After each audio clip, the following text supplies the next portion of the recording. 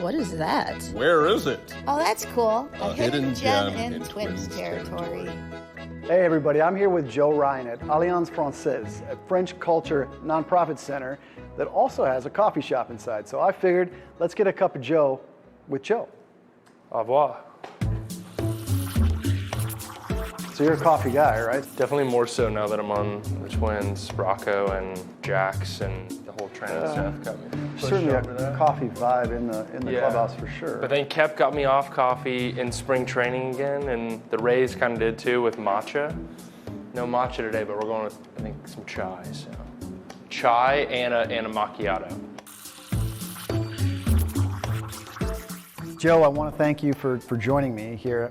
You know, I know you like to explore and experience different cultures, so we're in neighborhood Minneapolis that's a more Haven't been here before. French-focused culture center here that's kind of cool. I've never been here either, and I thought it might be a good backdrop to talk about things more away from the field. And I've been with you now for almost a year, and the way you answer questions or even just talk to your teammates is always fascinating because some twists and turns along the way. But I want to start with your dad. Your dad, you know, some of the things that you've mentioned about his upbringing, some of the things that he passed to you.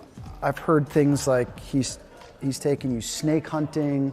I don't know if he invented mountain biking, but he was involved. The camping, hunting, fishing. Talk about your dad and some of the stuff that you guys experienced in Northern California.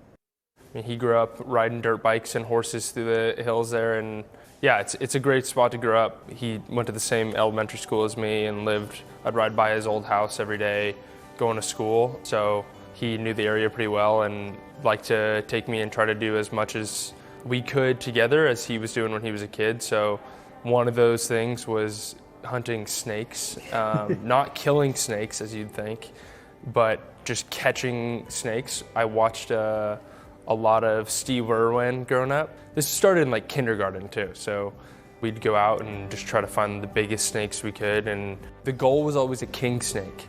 So even now when I'll go on a hike or a mountain bike ride and I see a snake, I'm like, all right, was that a king snake? Like, well, I gotta tell my dad about that one. So I was always into animals growing up, so that was always a good time for me, and just getting outside and doing stuff, burning a lot of energy. Well, you had mentioned too, the extreme sports that he's into, and you were prior to your baseball career. What's the mountain biking story? Is it him or his friend? Yeah, he grew up racing, or I guess started racing later on in life when mountain biking became more of a thing. But raced for Gary Fisher for a little bit and just has always been into riding, and so have I.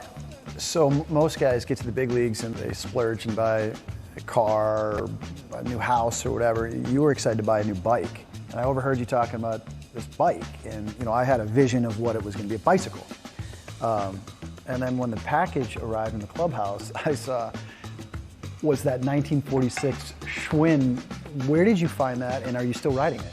Yeah, I got a new apartment. I think I get like one song and I'm at the field, so it's pretty quick. It's just the best way to get there. Just kind of takes my mind off whatever, and I get to cruise in, kind of get my little warm-up in too, if you want to say. It sounds like your childhood. I mean, you filled it with just about everything. Hiking, fishing, hunting, rock climbing. I mean... Yeah, I probably should have spent a little bit more time in the classroom, but yeah, I did definitely spend a lot of time outside. When did baseball really become the premier sport? Or when did you know you were really good at it? I don't know, that was an interesting side because I could always play, but there was a lot of times where it was like just fun and be athletic. Like I remember the first time they had me catch, I was catching for the All-Star teams, and I always was like very fringe on the All-Star team, or that was my perception of it. Like I barely made it here. My buddy Corey was pitching and he threw me a curveball, and I was like 10 years old, never seen a curveball. And I remember tracking it with the glove and then catching it with my right hand. Now, your interest today, I mean, I was reading, you take advantage of your downtime. I think during COVID, you even tinkered with martial arts a little bit. We've talked a little bit in the clubhouse about putting a boxing bag in there too. Is that true? Have you continued your, I guess, passion for martial arts and boxing? Yeah, I mean, I went to my dad again. I mean, he got into martial arts more for the mental side. There's a lot to be learned there. The group that I was training with, Jason Park, is an amazing physical therapist, but also a Muay Thai coach. for Brian Ortega, a UFC fighter, and yeah, he had mentioned that I should come in and doing some work with him. So we were doing some strength conditioning, and then that blended over to some striking work. I still have pretty much no idea what I'm doing. Definitely not a martial artist, but it's a great workout, and it's very similar to pitching. It's hard. Even just getting a light workout in, you gain a lot of respect for those guys. Well, maybe our next show, instead of getting coffee, we'll go do some martial arts. See how that goes. Oh no, we'll turn the cameras off for that one.